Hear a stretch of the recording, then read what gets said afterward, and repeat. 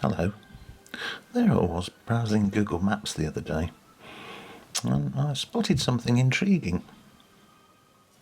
As you fly towards this innocuous-looking housing development, there doesn't seem to be anything untoward.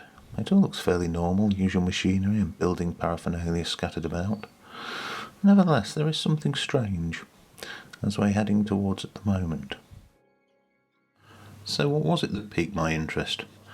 Let's have a look at Google Maps and I'll show you.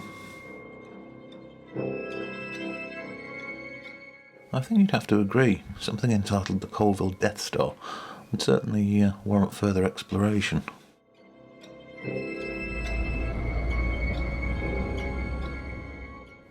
So this is approaching the Death Star, shall we say, from the east along a road called Grange Road.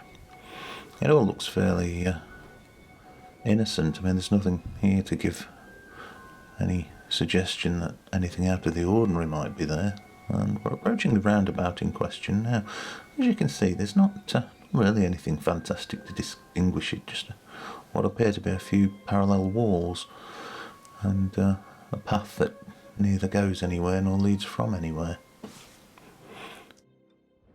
So here we're approaching it from the west side, still on Grange Road, and again we can see those parallel walls and a circular area with a tree in the middle of it. But again, no real clues as to what's going on with it, certainly from ground level. And here we're approaching from a side road. Again we can see a better view of those parallel walls and the circular area with the tree.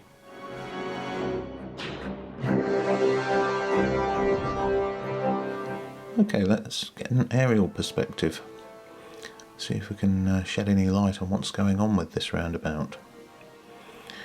And as we climb out toward the north, those of you who are interested in science fiction probably recognise a very familiar shape from Star Wars.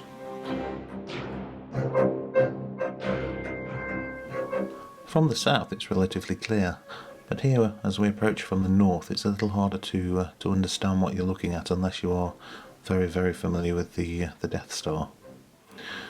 At this point I'm checking the roads to the east and west just to see if there's any traffic there, because I want to do a direct fly down and fly up over the roundabout. I'll wait for them to clear. Now here, as we're climbing away from it, the design is quite apparent, and it's also quite impressive. It has to be said, it's an unusual feature. What does puzzle me a little bit though is quite why. I mean, yes, from this viewpoint it's fairly apparent what it is. From any other angle, sort of at ground level, you wouldn't know it was there. Unless it was intended, of course, for Google Maps purely to be a feature of the area from a satellite view or an aerial view. As the view sweeps up over Grange Road there, in the distance you can see Barden Hill, showing the proximity of this housing development to it. I wonder what it might look like if we put it in space.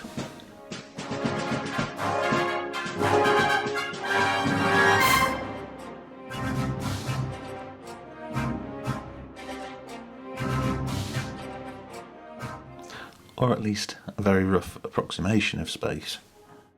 So it turns out that as part of the approval for the development, some landscaping was required. The developer, a company called Howarth Group, enlisted another company called Studio 413 to design the landscaping.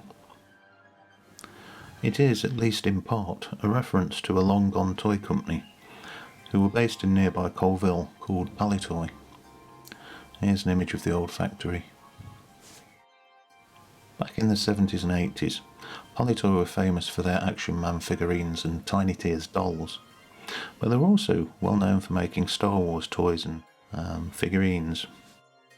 The housing development itself is actually massive and stretches from the outskirts of Colville itself almost towards Ellistown. I've mixed feelings about such development, but hey ho, it's one of those things. Anyway, if you enjoyed this, please like and subscribe. Bye for now.